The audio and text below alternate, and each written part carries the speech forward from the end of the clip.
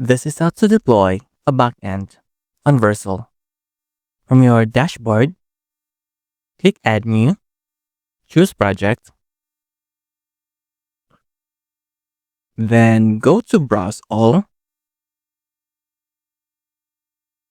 scroll down and select Backend.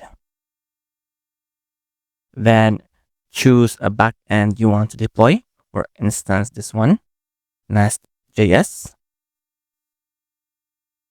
Click Deploy, click Create,